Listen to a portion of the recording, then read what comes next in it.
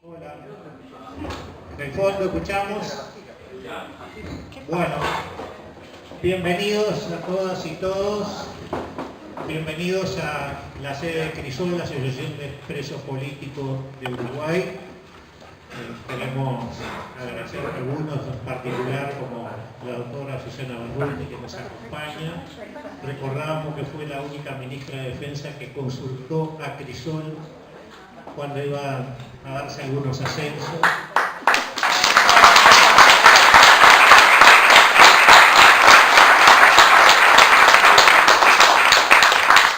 Sobre el nombre de algunos, vieron los juradores o no, eso lo tenemos muy presente. También el doctor Ricardo Elena,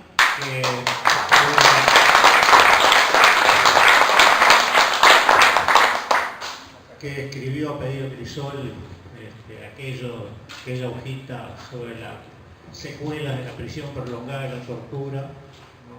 Donde planteaba la mayor causa de muerte y mortalidad quienes sufrieron prisión prolongada y tortura. Y a todos los demás, ¿no? Para no nombrar a todos los demás que están acá, muchas gracias por estar. Hoy vamos a charlar con el compañero Henry Engler. Nos va a contar un poco sus investigaciones, contó un poco en la audición que lo tuvimos en Crisol, los periplos de su recorrido, prisión, tortura, rehén, la salida a Suecia, ponerse a estudiar, después de tener quinto año de facultad de medicina acá, empezar de cero, aprendiendo el idioma sueco, empezar de cero la carrera de medicina y todas las investigaciones que hizo allá. A mí no me daría ni para empezar.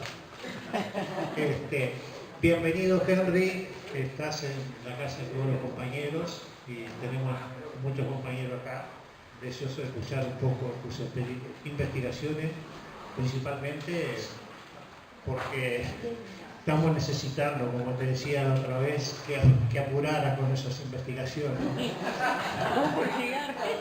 Bienvenido, te escuchamos. Bueno, un millón de gracias. Muy linda la presentación. ¿Se escucha?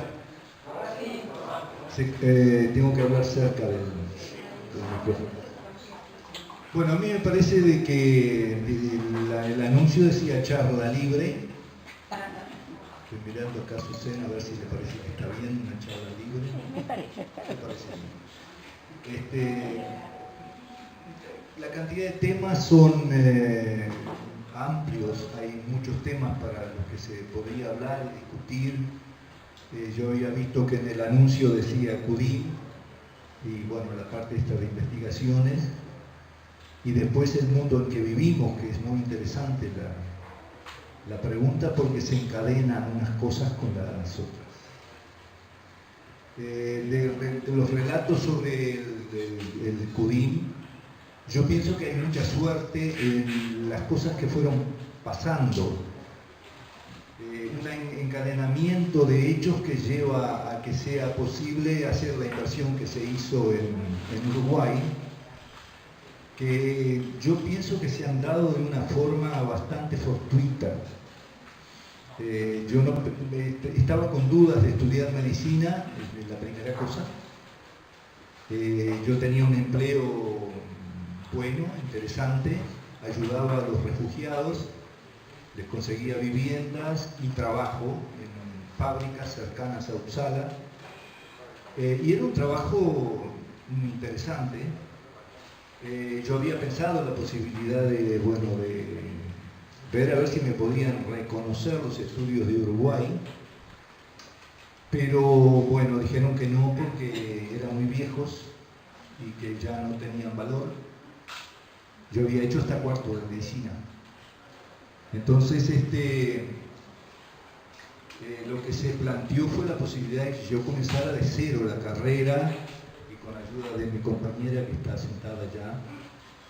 Bueno, ella me ayudó a mandar los papeles de la Facultad de Medicina que yo había conseguido acá. Y me aceptaron inmediatamente para comenzar el curso de cero.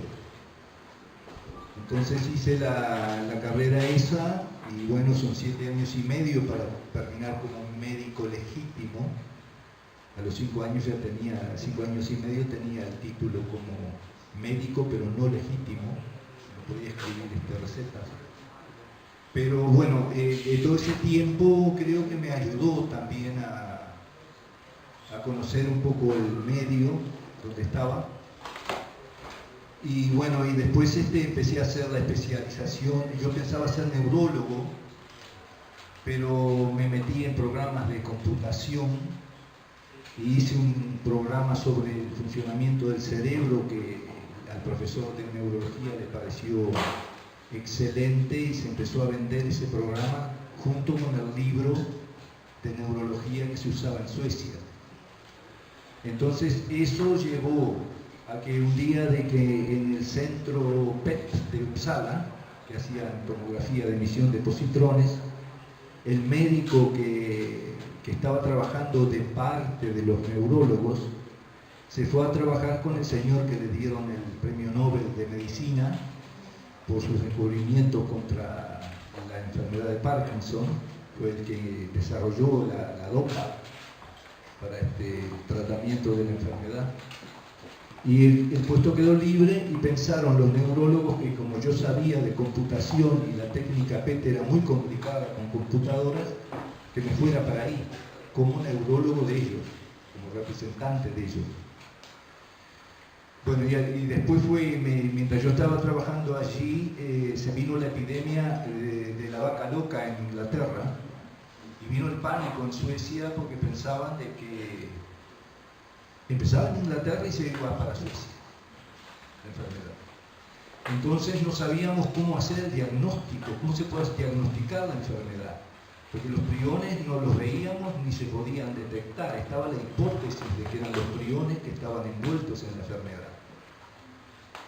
Y se nos ocurrió a nosotros que con la técnica esa de la tomografía de emisión de positrones podíamos ver la muerte de las neuronas y unas celulitas que proliferan de una manera tremenda que no se ve en otras enfermedades, y que con esas dos podíamos diagnosticar la enfermedad. Entonces creamos un método diagnóstico en Uppsala, y todo se centralizó en Uppsala, la búsqueda de todos los que podían tener el síntoma de la enfermedad de la vaca loca.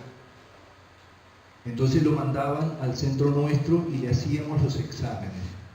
Y allí empezamos a diferenciar verdaderos casos de la que se llama enfermedad esporádica de Creutzfeldt-Jakob, que no es exactamente la de las vacas locas, es una pariente, digamos, cuya causa no se... Es decir, en la enfermedad de las vacas locas se sabía que ingerir comer partes de la vaca contaminadas iban a producir la enfermedad. Esta otra no se sabe bien la causa, pero los síntomas son iguales, muy parecidos, no son iguales, pero muy parecidos. Entonces, con ese método nosotros empezamos a diferenciar otras enfermedades que se enmascaraban como enfermedad de las vacas locas, que tenían tratamiento. Entonces, en vez de desahuciarlo al paciente porque no había cura para esa enfermedad, se veía de que podía ser una enfermedad tratable, y ahí había enfermedades de esas que se llaman inmunológicas, virosis como el herpes, que es un virus que nos afecta al 85% de la población en el mundo. Tiene el virus del herpes que se mete por la boca y se acantona en la parte de un ganglio que tenemos en esta parte del cerebro, y que puede provocar en determinadas condiciones una encefalitis, que es una inflamación del cerebro que es muy parecido a la enfermedad de las vacas locas. Entonces con eso fuimos nosotros separando, y eso nos llevó un poco a empezar con la enfermedad de Alzheimer. Sigo con el encadenamiento de cosas. Empezamos con la enfermedad de Alzheimer, nos encontramos con un grupo de norteamericanos de la enfermedad de Pittsburgh en Estados Unidos, y se nos ocurrió que como se había usado una sustancia para encontrar la toxina que define a la enfermedad de Alzheimer en el cerebro, quizás nosotros podíamos marcarla con radioactividad y verla en los seres humanos. Eso fue unos 100 años después de que Alzheimer hiciera la descripción en una paciente que se llamaba August Dieter en 1906, y que hizo él, le hizo la autopsia después que la paciente falleció y encontró las sustancias típicas de la enfermedad de Alzheimer en el cerebro. Entonces, ellos sacaron una sustancia parecida a esa que se había usado en la época de Alzheimer. Nosotros la marcamos ahí con radioactividad en Uppsala, y en el año 2002 yo mostré las primeras imágenes de esas pacientes con la toxina de la enfermedad de Alzheimer. O sea que llevó 100 años el hacerlo, desde hacerlo en personas que fallecieron, hacerlo en seres vivos. Eso provocó una repercusión tremenda a nivel mundial, porque bueno, la BBC de Londres avisó de que se había podido ver en seres humanos la sustancia. Science lo publicó como la noticia de la semana, y todos los periódicos suecos lo publicaron, y eso saltó al exterior y se empezó a publicar en todos lados, y la noticia llegó a Uruguay. Entonces la noticia que llegó a Uruguay decía: 3 investigadores suecos descubren la manera de visualizar la enfermedad de Alzheimer. Y en la foto estaba yo con la camiseta de Uruguay. Entonces dijeron: bueno, muy interesante ese sueco que leí. Bueno, eso generó una especie de expectativa inusual. Y me acuerdo que Cara Cicareta publicó un artículo que decía: un Tupamaro rumbo al premio Nobel. Bueno, eso hizo que después la noticia pasara a ser: a Engler le van a dar el premio Nobel. Y después, que bueno, que estaba, como se dice, nominado para el premio Nobel, cosa que no era cierto. Lo que hicimos es muy importante, pero en aquel momento decir: bueno, ahora que le den el premio Nobel a esto, no funciona así. Y además nadie sabe hasta 50 años después quién fue nominado cada año como candidato. Nadie sabe los candidatos. Así que eso fue, como dicen ahora en Estados Unidos, ¿no? Noticias arregladas. Fake news. El asunto fue que hubo una expectativa muy grande acá que yo viniera a hablar de eso, y me invitaron los psiquiatras en un congreso muy importante que hicieron en Punta del Este. Entonces yo fui al Conrad, invitado allí, y bueno, mostré todo lo que habíamos hecho, pero en ese momento me estaban invitando en todo el mundo. Me invitaban de Francia, me invitó el grupo de alemanes que son los seguidores de Alzheimer.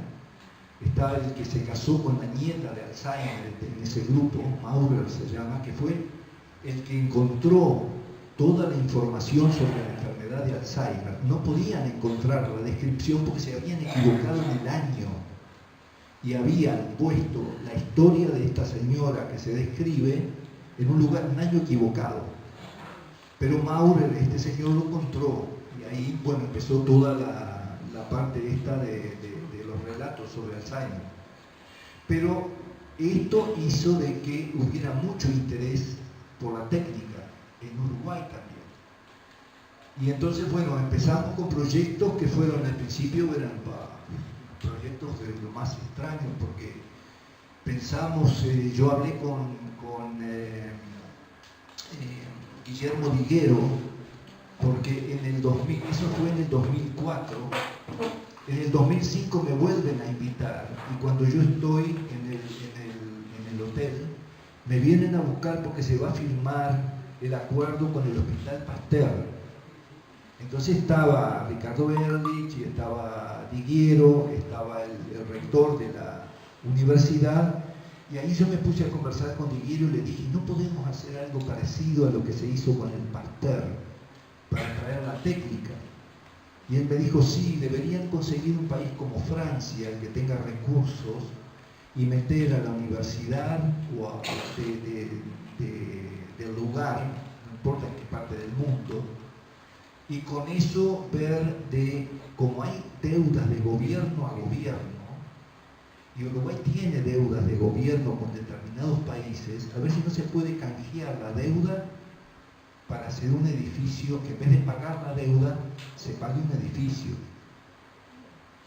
Entonces lo pensamos hacer con Alemania, pero fracasó. Y al principio todo era muy difícil en este momento, y era el 2004.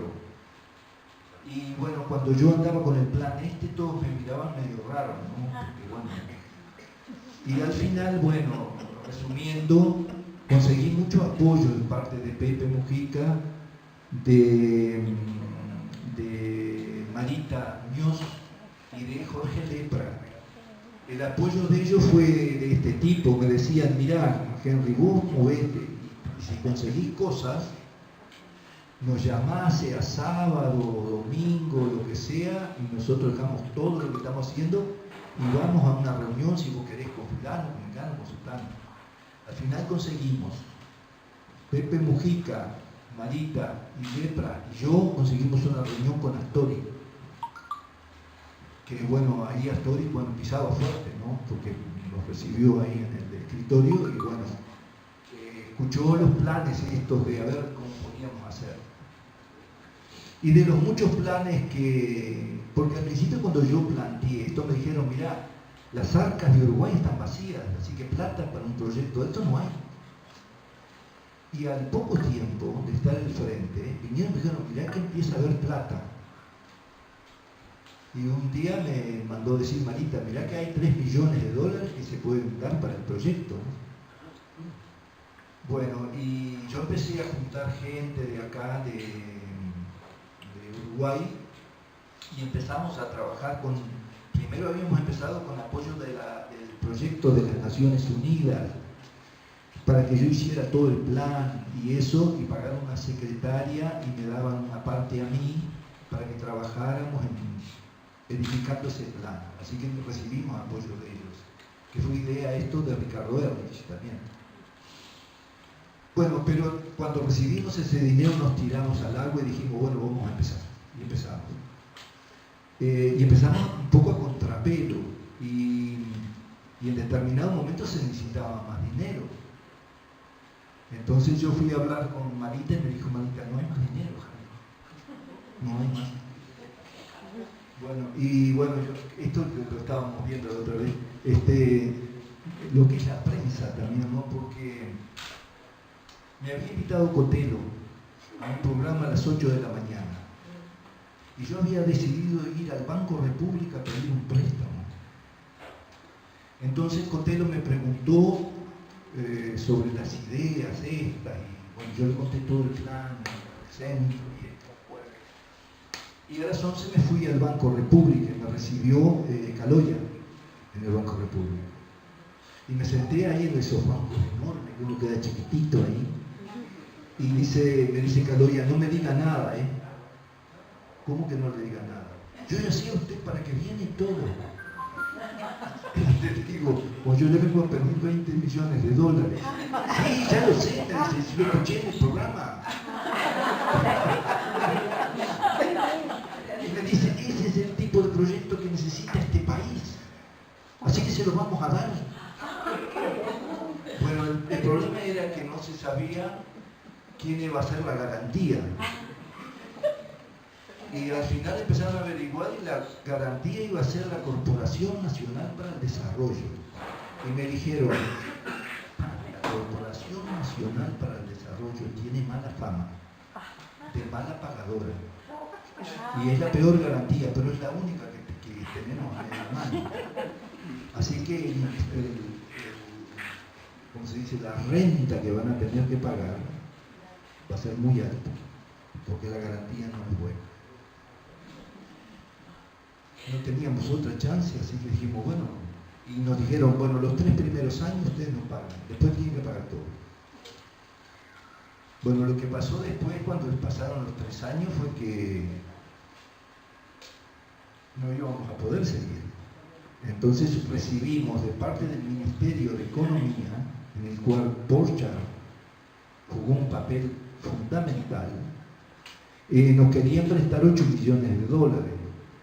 Y yo le dije, no puede ser si no son 10. Con 10 salimos adelante. Además yo tengo que negociar con el banco para que bajen el interés. Al final transaron en darnos 10 millones de dólares y con eso yo lo llamé a Caloira. Y le dije, bueno, vamos a hacer un acuerdo. Nosotros pagamos 10 millones y ustedes nos bajan y cambiamos la garantía. Entonces estaba Adriana Rodríguez, que era en ese momento la habían nombrado directora de la Corporación Nacional para el Desarrollo. Y dijo, sí, tenemos que sacarlo de la corporación, porque la corporación no está con buen peso en esto. Y se les ocurrió a ella y a Caloria de que nuestra misma entrada de dinero servía de garantía. Cayó la renta cayó a 4,5, una cosa así, cuando estaba por 11% más o menos. Y después, con esa ayuda y con los acuerdos que hicimos con el Fondo Nacional de Recursos, empezamos a recibir dinero por pacientes hechos y empezamos tímidamente, y bueno, ahora estamos llegando ya a los 30.000 exámenes y tenemos una capacidad de aumentarlos más, que depende mucho de la información de los médicos que aumenten la cantidad, porque la técnica es muy buena para detectar tumores que no son detectables de otra manera, que se los agarra muy pronto en el desarrollo. Si hay sospecha de tumor en el cuerpo, es la técnica que hay que utilizar para encontrarlo.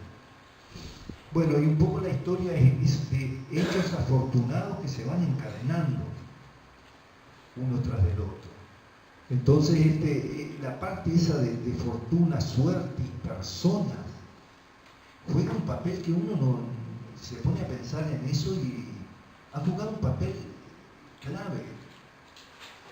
Entonces, bueno, los proyectos, no sé, dependen mucho de que se den ese tipo de circunstancias. Entonces, creo que tuvimos una buena idea y encontramos personas correctas que nos fueron ayudando en esta marcha. Y tuvimos problemas, tuvimos discusiones, que se atrasaban los pagos. Yo salía los por tres a quejarme en la prensa. Y bueno, hacíamos un poco de escándalos y eso, ¿no? Y en general los escándalos tenían efecto, porque de ahí nos pagaban cuando chillábamos. Pero en este momento está funcionando sin ningún tipo de que no es necesario andar chillando ya. Pero, no sé, costó un poco el amoldarse. Y ahora estamos enfocados en la parte de atención clínica, donde la parte de cáncer es la más importante. Nosotros hacemos estudios para todo tipo de cáncer y desarrollamos además para tipos de cánceres que no es frecuente verlos, tratamos de desarrollar nuevas cosas y estamos muy al día a nivel mundial con eso. Y lo otro es la investigación. La investigación se ha centrado también en la parte de cáncer, pero también en la parte de las enfermedades neurodegenerativas, donde las demencias han ocupado un papel muy importante en nuestras inversiones y en nuestros estudios. Entonces es bastante especial de que nosotros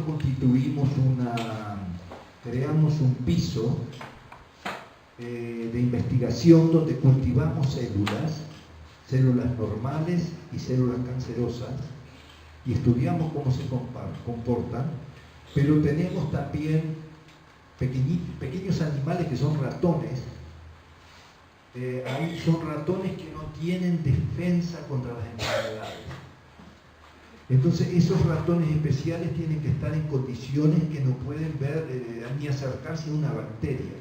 Están totalmente aislados en condiciones estériles completas, y si nosotros le metemos unas celulitas con cáncer, la celulita con cáncer se desarrolla en el ratón.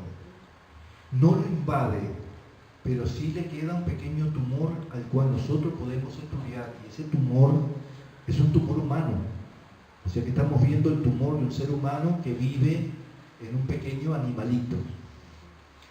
Y tenemos una cepa de ratones que tienen defectos en los cromosomas y desarrollan todos los síntomas de la enfermedad de Alzheimer. Desarrollan las toxinas, aparecen las células que están en la enfermedad de Alzheimer. Y en esos ratones nosotros estamos estudiando en parte sustancias que pueden detener la enfermedad, pero estamos también tratando de ver, vamos a decir una cosa, la idea de curar la enfermedad de Alzheimer cuando está desarrollada, no estamos aún en la cercanía de eso. Lo que nos estamos planteando es cómo la paramos. ¿Cómo la detenemos a la enfermedad? Porque uno puede vivir con pérdida de memoria de montones de cosas. El problema es cuando uno se olvida de cómo funciona una canilla, o dónde tiene que ir para orinar, o cómo hace para vestirse. Ese ya estadio es un estadio que habría que evitarlo. Eso provoca gastos económicos tremendos en todas las sociedades, pero además un daño en la familia que es impresionante, que es la pérdida de la identidad de la persona, que empieza a dejar de ser la persona. Eso es un drama porque la persona reacciona de una manera totalmente inesperada. Eso provoca irritación a veces, porque las cosas que hacen son absurdas. Hay personas que de pronto se levantan y orinan en un rincón de un lugar público. Y a esa persona viene gente y se enoja porque están orinando. Y no se puede enojarse con una persona que está orinando en un rincón, cuando para esa persona lo que está haciendo es totalmente normal, y la persona no entiende por qué se la agrede, y muchas veces reacciona y dice, bueno, este es un violento porque reaccionó, porque le dijeron que no hiciera tal cosa. Ese drama en la familia es un drama complicado, porque hay que saber cómo una persona enferma reacciona, y espontáneamente ninguno de nosotros está preparado para eso. Se necesita ayuda, y es una ayuda complicada que hay que darle a las personas.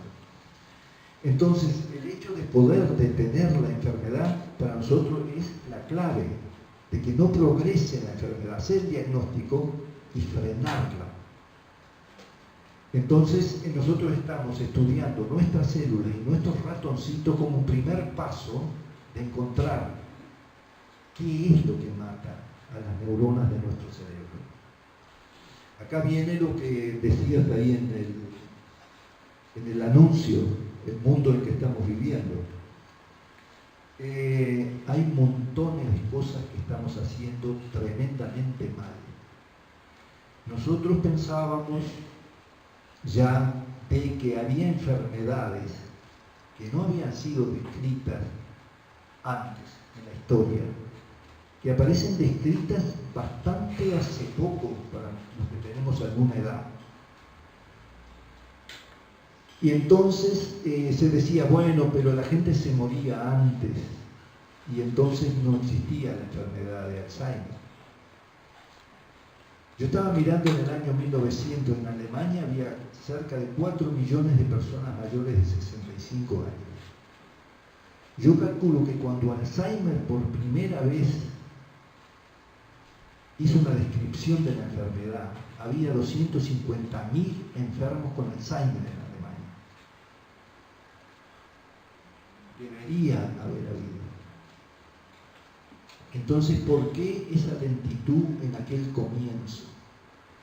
¿Por qué, por ejemplo, gente que ha estudiado, hay gente que estudia cualquier cosa que a uno se le puede ocurrir? Hay gente que estuvo mirando todos los cuadros que existen en la historia de la humanidad, buscando enfermedades y diciendo, esta persona tiene todos los rasgos de tal enfermedad y esta tiene tal enfermedad, y decían, ¿por qué no aparecen los típicos rasgos de la enfermedad de Parkinson? ¿Por qué Parkinson tan tarde, como a fines de 1800, describió la enfermedad?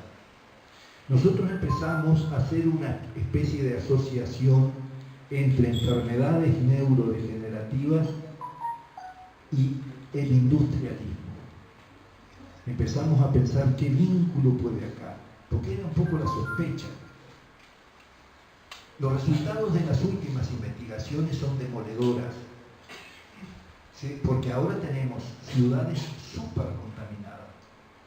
Tenemos, por ejemplo, la ciudad de México City, que es una de las más contaminadas de la Tierra. Y han pasado cosas que, bueno, nos tienen que hacer sorprender. Empezaron algunos investigadores a notar de que los perros en la Ciudad de México City empezaban a comportarse después de cierta edad de una manera extraña. Por ejemplo, dejaban de reconocer a los dueños. Entonces empezaron a hacer autopsia de los perros. ¿Y qué se encuentran? Con cerebros de Alzheimer.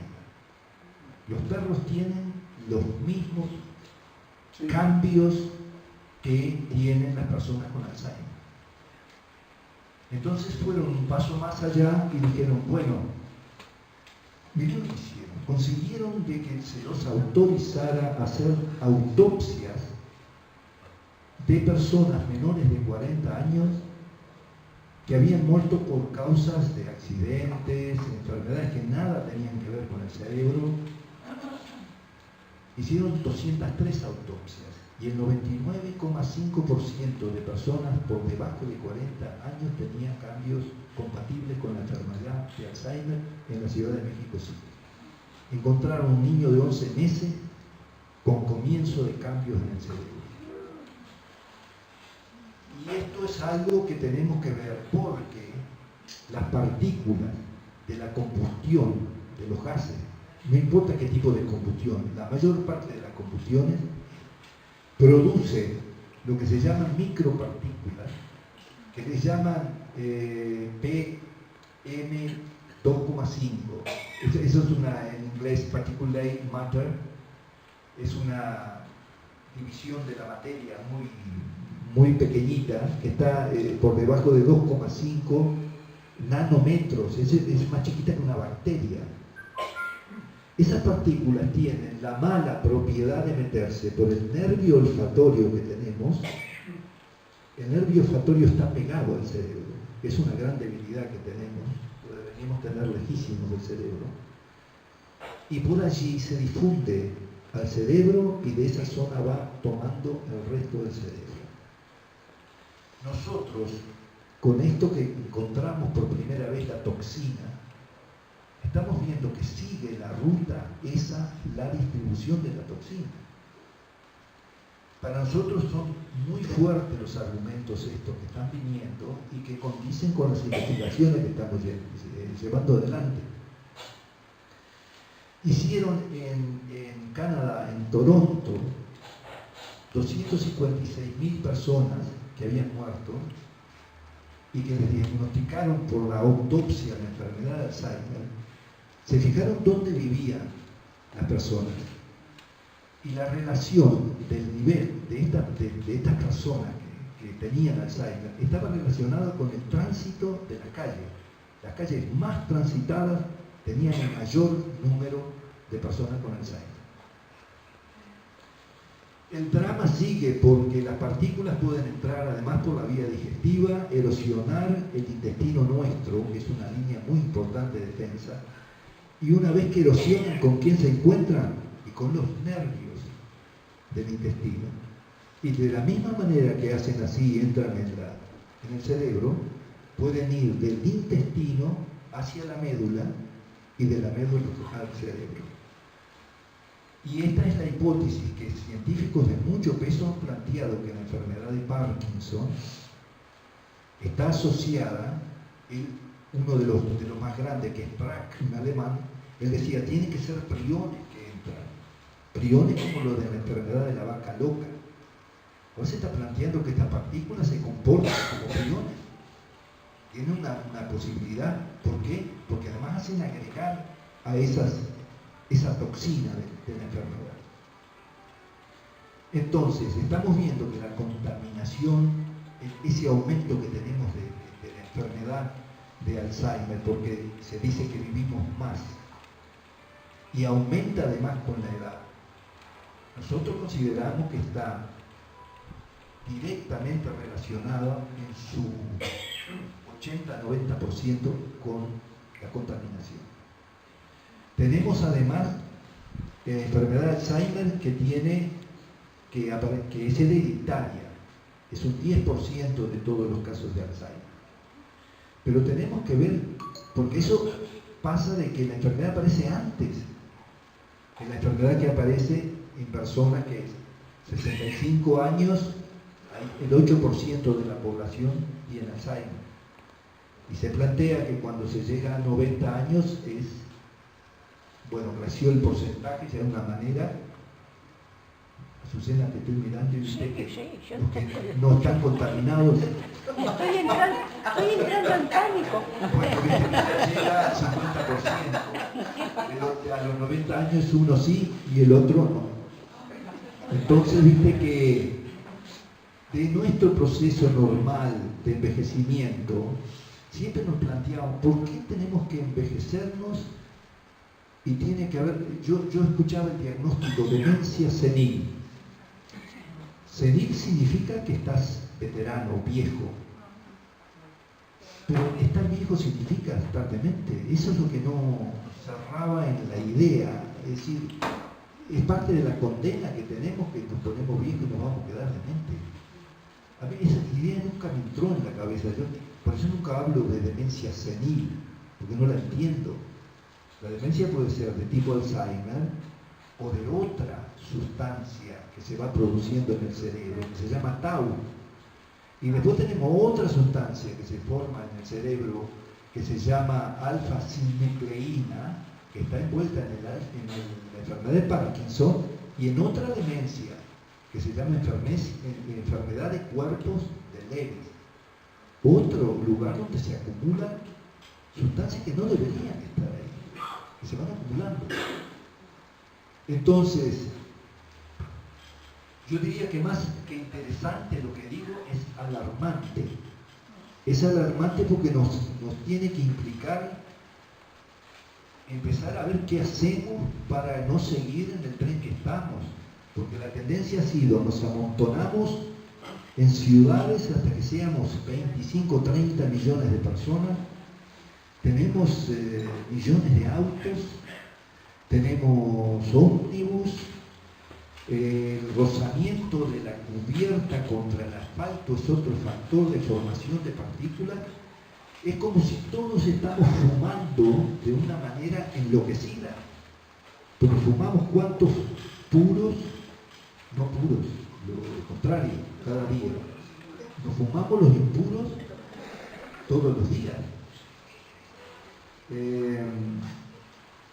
Bueno, ese es el rumbo que han tomado nuestras investigaciones. Estamos apoyados por todos estos estudios que se están haciendo a nivel mundial, que han empezado a aparecer ahora y cada vez más, y que son señales de alarma, de que no podemos seguir así. Bueno, me parece que el mundo en que vivimos tiene maravillas y nosotros estamos contribuyendo a hacerlo menos maravilloso, parece. Y viste que yo estaba pensando, había alguien que me decía la anécdota del tomate, ¿no? Se vinieron de Suecia, se vinieron para Uruguay, estuvieron un año acá, volvieron y se habían olvidado un tomate en la heladera.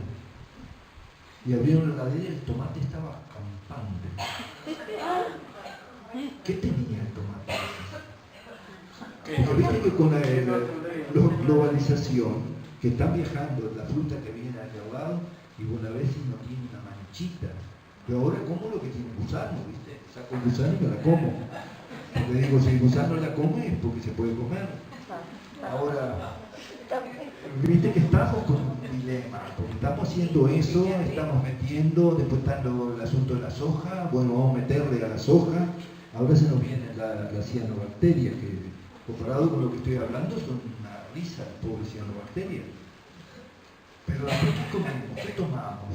¿Y dónde va a parar eso? Porque viste que lo que mata a los bichos, nos mata a nosotros también al final.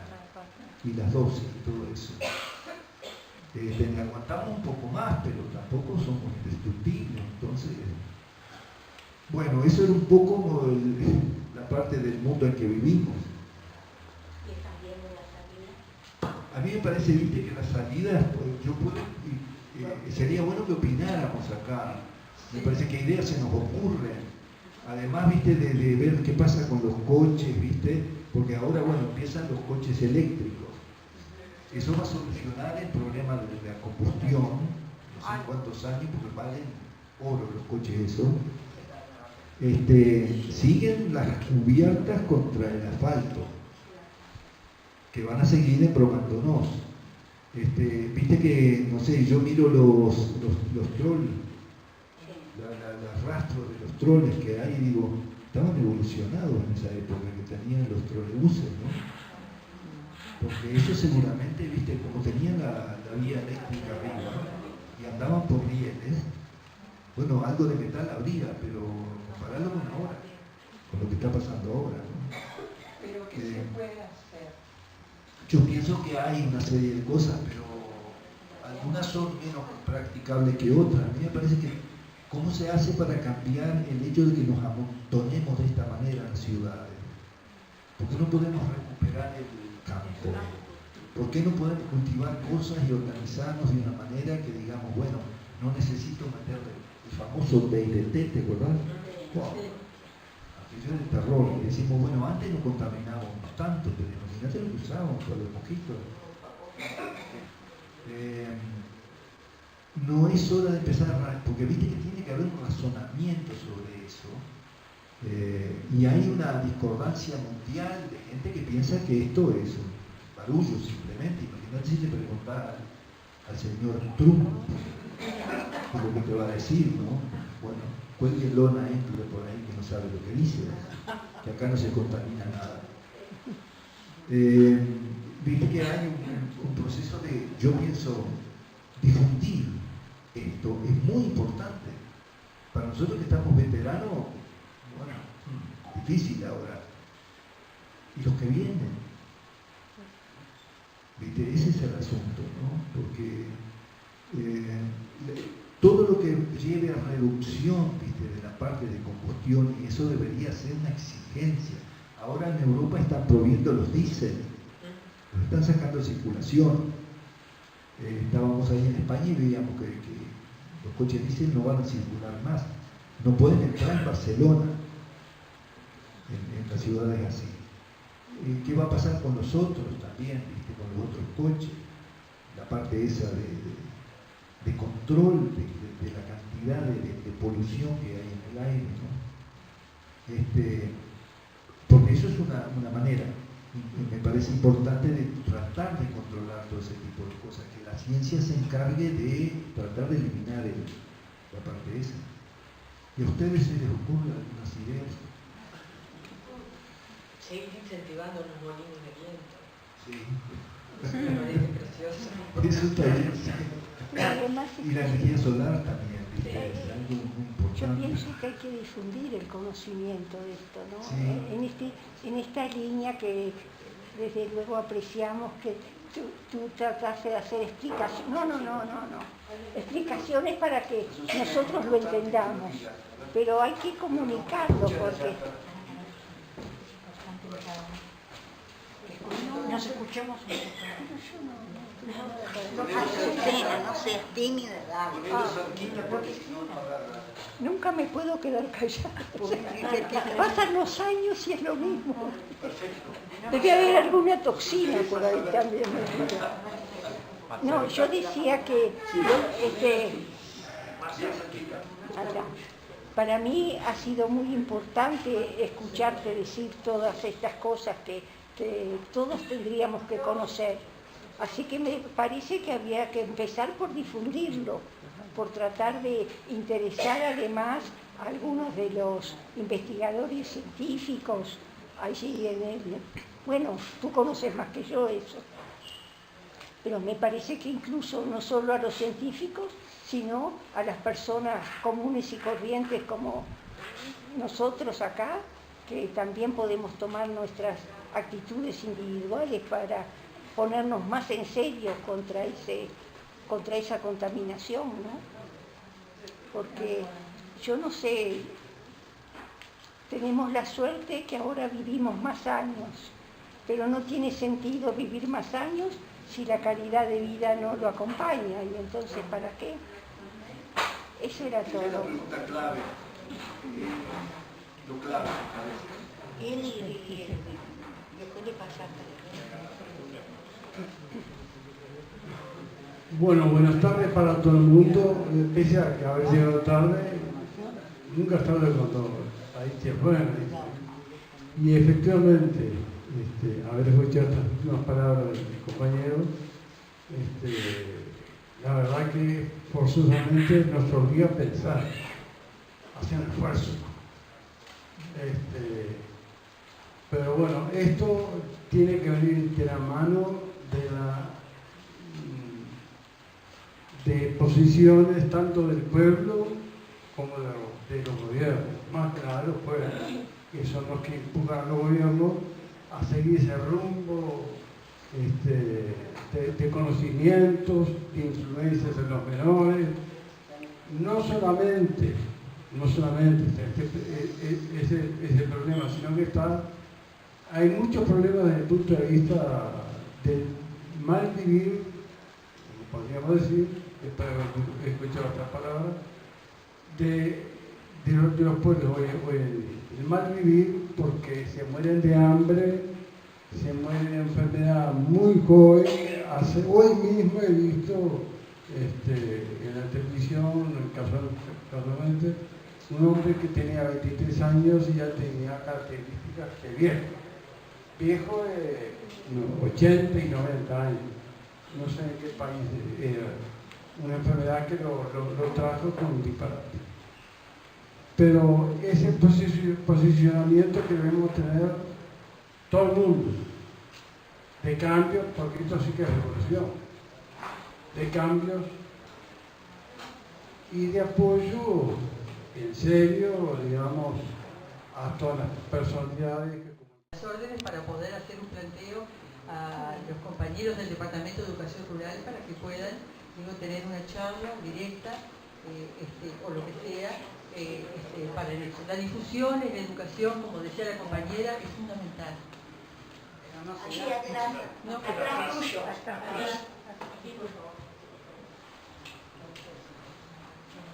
Bueno, buenas tardes. Es un gusto estar compartiendo este espacio y muchas gracias, Engler, por la entrega. Bueno, un poco en la misma dirección, vinculada a la importancia de poblar nuestros campos, nuestra campaña. Creo que por ese lado es tan fundamental pensar en otra distribución del territorio, en otras formas de vías de comunicación, porque la comunicación es fundamental para poder incentivar, habitar otros espacios de nuestro territorio. Estamos en un país, como nos enseñaron desde los primeros tiempos escolares, ¿no?, de suaves llanuras. No tenemos esos grandes problemas de grandes montañas o de grandes accidentes geográficos. ¿Cuánto se podría hacer con un buen transporte colectivo, eléctrico, trenes, pero que realmente estén pensados racionalmente, ¿no? Porque hoy tenemos un sistema de carreteras que es insólito. Cuando uno quiere hacer un encuentro reuniendo a representantes de distintos departamentos, muchas veces tiene que hacerlos venir hasta Montevideo para volver al sitio. Entonces creo que por ese lado hay mucho para pensar, para construir, desde una búsqueda de racionalizar las comunicaciones y el transporte, colectivizarlo, sacar autos, automóviles, sacar, ¿no? Pero se pueden sacar cuando uno logra un sistema colectivo de transporte eficiente. Ahí es que podemos pensar en que, bueno, esas modalidades que hoy nos desbordan de automóviles se puedan ir suprimiendo, ¿no? Como un aporte dentro de los muchos que uno se le ocurre. Muchas gracias. Lidia, ¿verdad?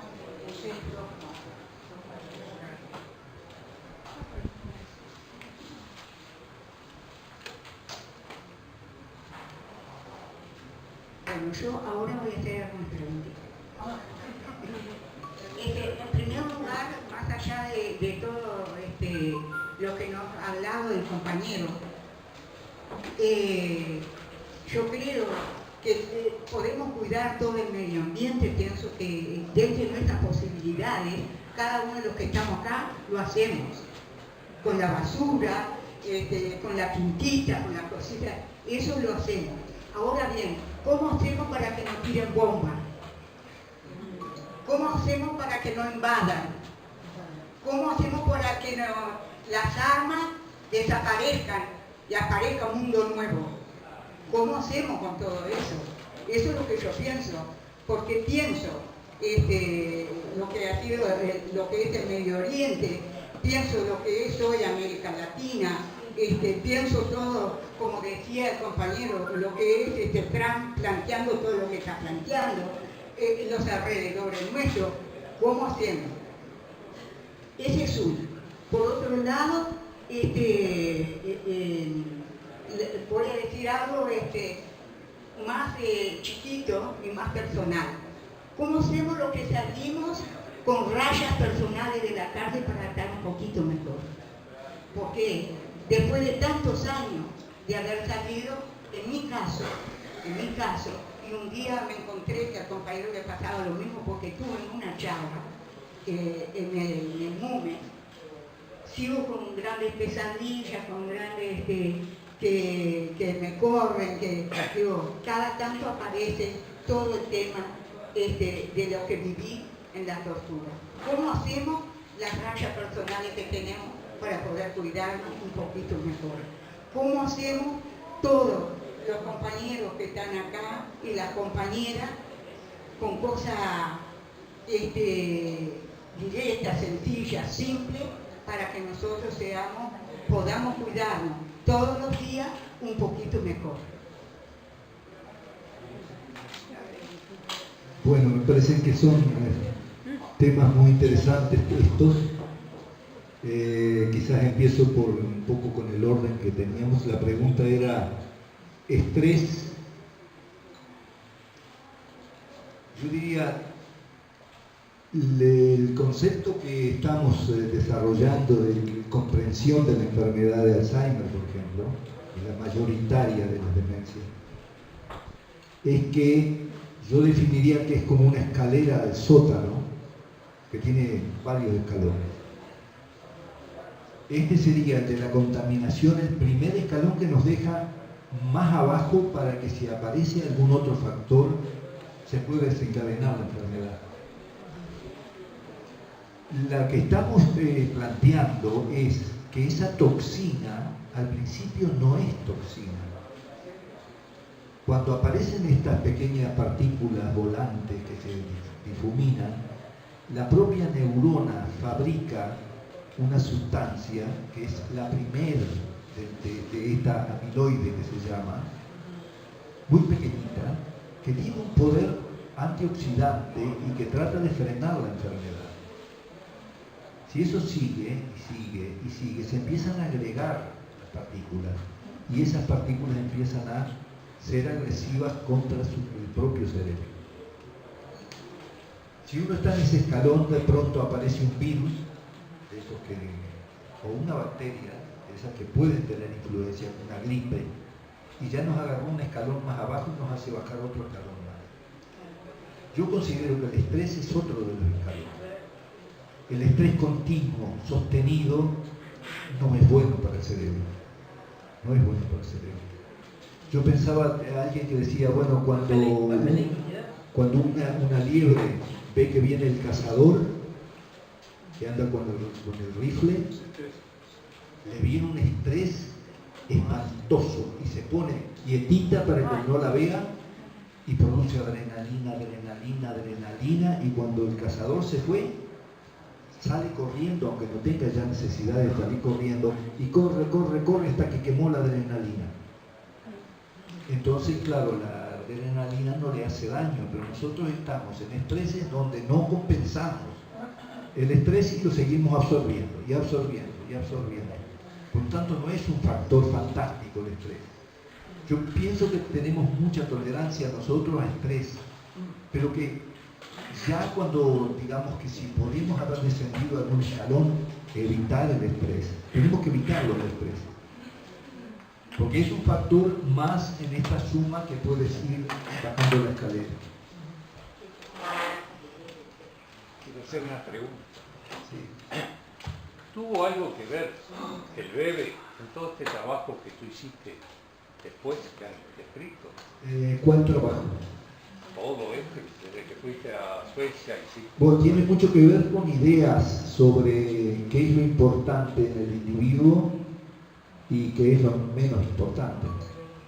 Nosotros escribimos con Raúl, porque ahora que estábamos hablando y me decían, ¿y cuál es la solución? Yo pensé, lo miraba a Raúl triste ahí, el plan por la tierra y contra la pobreza, parece que tiene que resucitar el plan, que fue el plan que él largó cuando salimos, porque él ya veía que había cosas que no iban a caminar hasta que no se cambiara la mentalidad.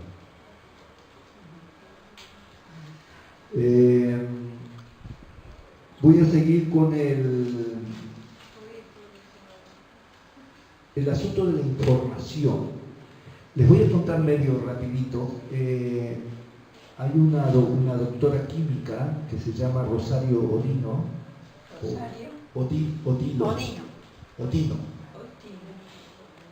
Imagínense que ellos hicieron un estudio que es increíble. Agarraron jazmín del aire y lo colgaron sobre la ruta 1, colgaron jazmín del aire en el tránsito de la ruta 1. Y después hicieron cultivos de jazmín del aire en una zona deshabitada de La Valleja, sin población prácticamente. Después después de un tiempo, analizaron el contenido de lo que tenía el jazmín del aire en sus hojas. Esto yo debería haber invitado para que viniera a mostrarles a ustedes, porque es espeluznante. Lo que encontraron en esas hojas de los metales, de todo tipo, que además nos hacen mucho mal. Bueno, aquello fue impresionante. Las hojas que colgaron estaban llenas de inmundicias, mientras que las que estaban en La Valleja no tenían nada. Nada de eso existía en esas hojas. Bueno, yo que me gustan los pescados, se puso a mostrar lo que habían de los pescados que habían sacado del río Plata y analizado. Y ahora cada vez que como pescado, hago un esfuerzo para no pensar, porque realmente me descorazonó. Porque creo que no había nada que no tuviera los pescados. Digo, bueno, la información, porque ella está vinculada y ella tiene esta información, pero no son muchos los que saben de esto. Y el estudio que ella hizo tendríamos que difundirlo, porque todo lo que yo estoy diciendo, ella lo demuestra con hechos concretos, cantidad de diferentes tipos de metales y eso. En fin, me parece que es entonces la parte de información es la que está apretada y no camina. Odino. Ella es esposa de Álvaro Longo, que es el director del Instituto Nacional del Cáncer. Yo me tengo que encontrar con ella porque esta reunión lo tuvimos antes de todos estos estudios hechos en México y en Canadá y en otros lados. De manera que estos son pedazos de un rompecabezas que indica de que estamos con un problema tremendo.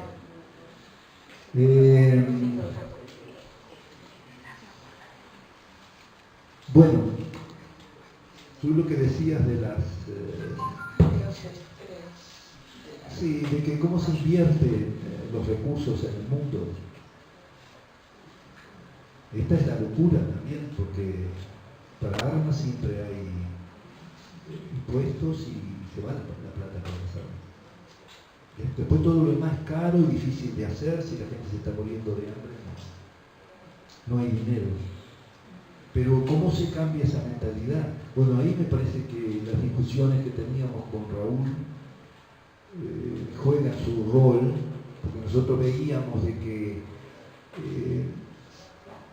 digamos, yo le planteaba a Raúl, hay cosas que son pasajeras y otras que son, siempre jugando con el asunto de la dialéctica. En la parte dialéctica yo era convencido de que Engels, con su dialéctica materialista, tenía razón, de que todo lo que existe tiene su opuesto, de que hay interacción de los opuestos y que puede haber transformación de los opuestos. Entonces, en esa parte, yo decía, en esos opuestos hay una cosa que es permanente, continua y no cambia, y otra que cambia continuamente y están una al lado de la otra. La que no puede cambiar es la parte ética. Es el carozo de lo que no cambia a través de los años y siempre es la misma, fue la misma hace 10.000 años y sigue siendo la misma ahora. Y Raúl decía, bueno, suponete que, no sé si será verdad, decía él, que cuando le entregaron a Moisés los 10 mandamientos, le dijeron, mirá, te entregamos estos, son poquitos, pero les va a costar hacerlo. Y yo pienso que sí, que es así, que es lo que pasó. Luego la parte política nosotros podemos discutir sistemas y todo eso, y eso ya es de otra flexibilidad. Pero el carozo no puede cambiar. Y ese carozo, por ese carozo es que hay que dar la batalla de ver de que es todas las condiciones que hacen que el ser humano sea mejor, es lo que contribuye a que la sociedad sea mejor.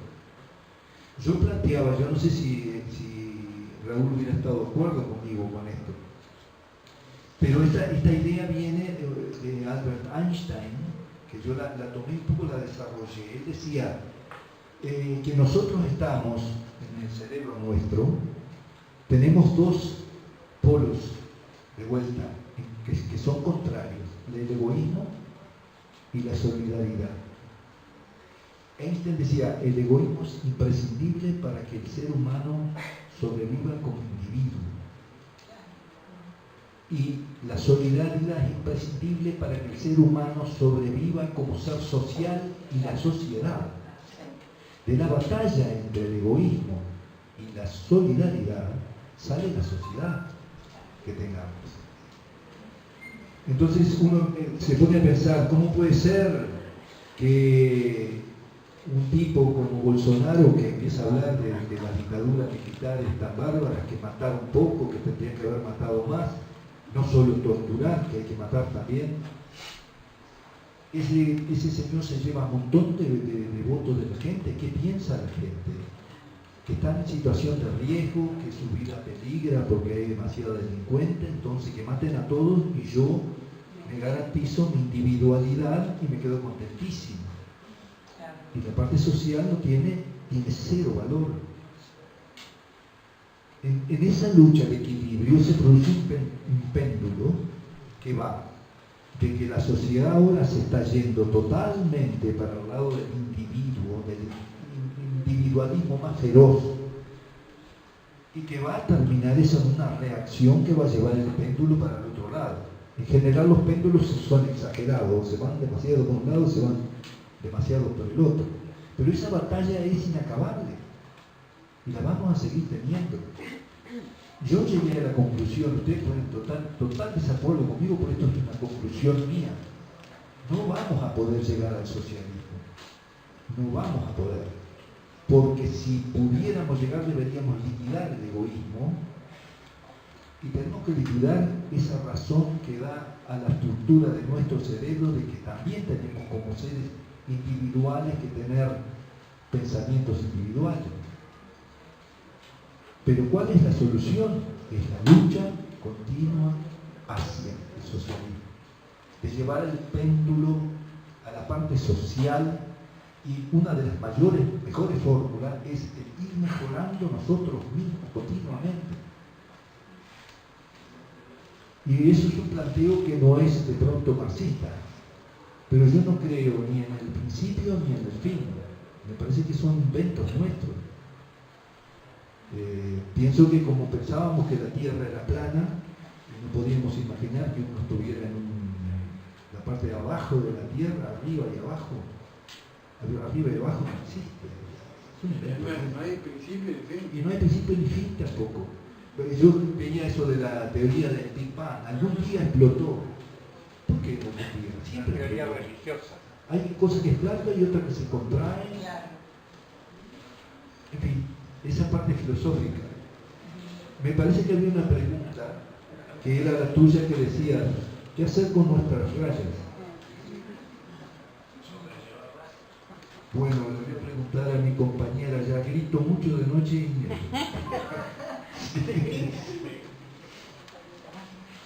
es difícil. Vos sabés que yo pienso de que para todos nosotros hay determinado tipo de cosas que tenemos que yo pienso que son muy saludables. Por los estudios que hemos nosotros guiado, pienso en un vaso de vino tinto, no está nada mal diariamente. Y yo diría dos copas. Yo digo vasos por...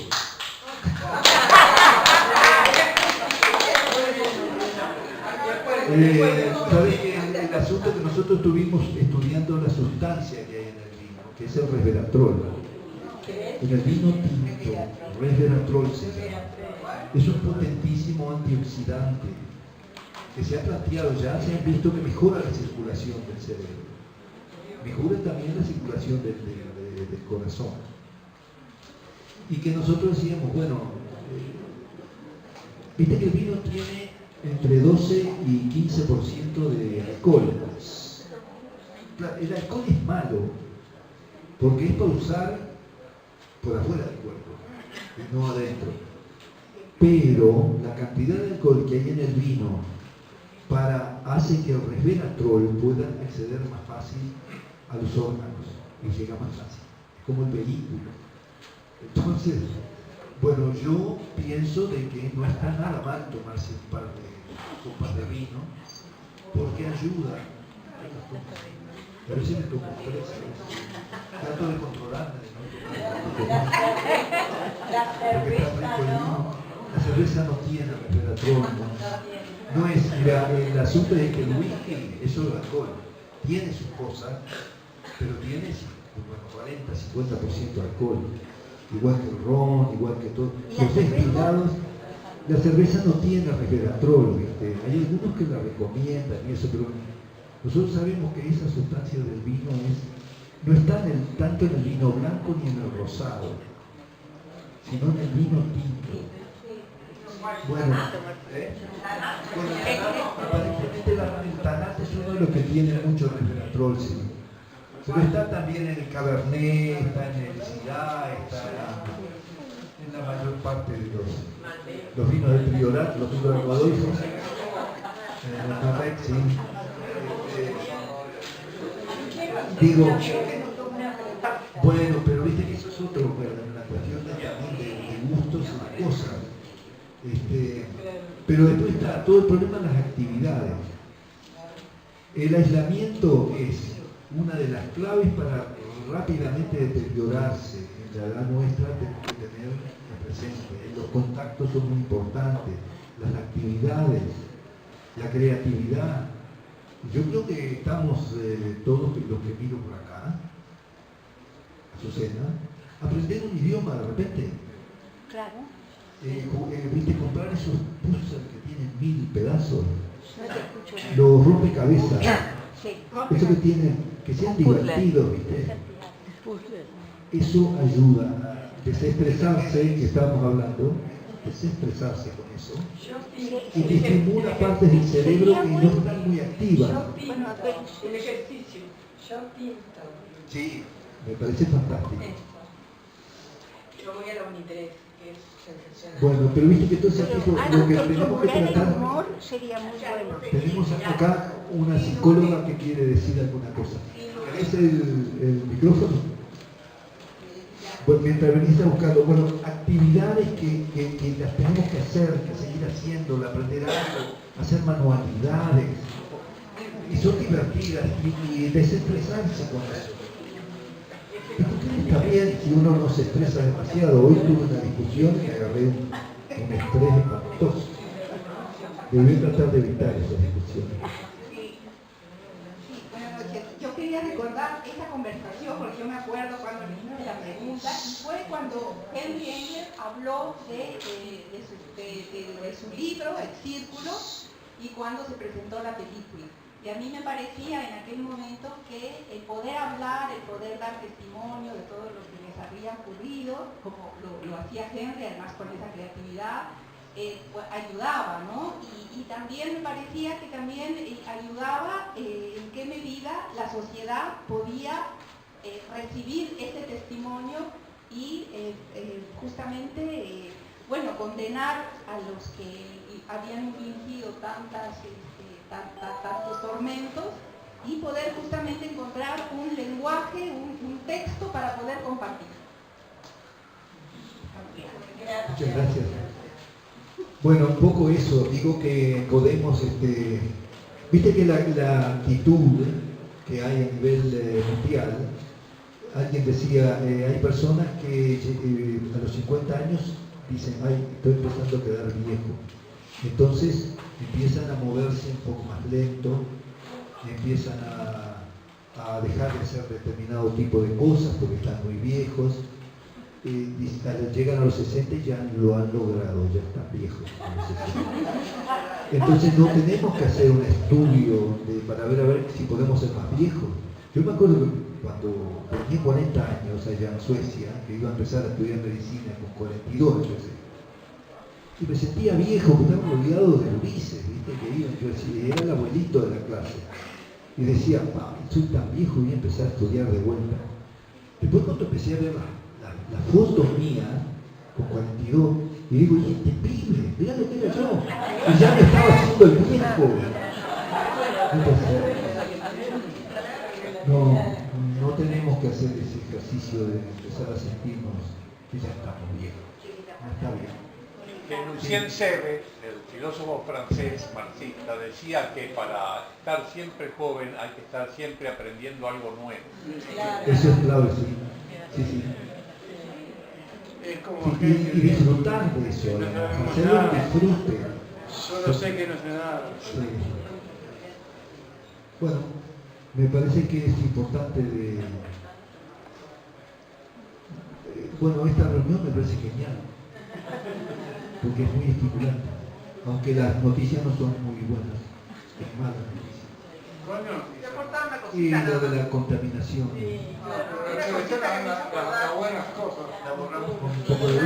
Cuando contaste el tema de las dos partes del cerebro y la lucha entre el egoísmo y la solidaridad, me hiciste acordar una cosa que me decía hace muchos años mi hermana, que es psicóloga de niño, que en el cuento infantil tienen que estar los dos personajes, la bruja y la princesa. Porque el niño, naturalmente, tiene tendencia muchas veces a ponerse agresivo y a odiar al otro que le agarró el camioncito. Y tiene que saber que eso es normal. Porque si todo fuera divino en el cuento, él no está. O él es anormal. Entonces, el tema es cómo después terminamos el cuento. No enfrentando y destruyendo una parte a la otra, sino dándole la vuelta como para salir adelante a pesar de que tenemos las dos partes. No, simplemente... ¿Sabes qué me parece muy interesante? Porque, fíjense ustedes, ahora vuelvo a la técnica de la tomografía de emisión de positrón. Empieza con un acto de alquimia. Nosotros tenemos una bruta máquina que acelera las partículas y que crea alquimia, se transforma una sustancia en otra. Al transformar esa sustancia en otra, se empiezan a liberar unas cositas. Alguien dijo, es una torsión de la nada que va para este lado.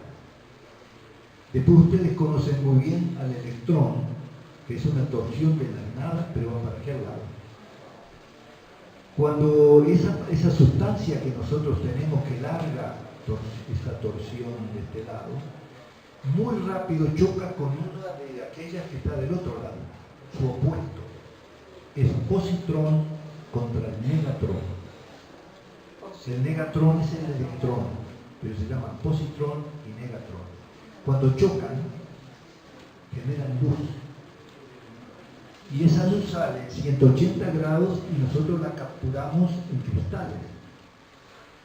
Y cuando se va distribuyendo por el cuerpo, va formando la distribución en todo el cuerpo de la luz. Entonces de los dos opuestos sale luz. Hasta en eso estamos viendo de que sí es cierto, de que las cosas tienen... Salieron y dijeron, la última, porque siempre estamos buscando la última partícula, y no tiene mentira la última partícula. Al bosón famoso le va a venir el antibosón.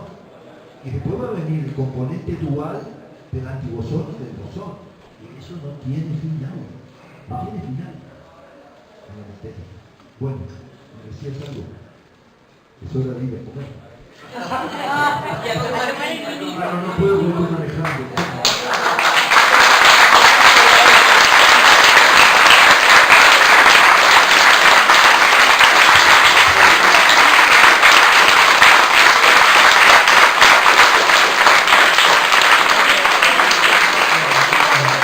Muchas gracias a todos y en especial a Henry Engler por lo que nos ha mostrado. Muchas gracias. Y un saludo a Belén Arena también que nos acompaña.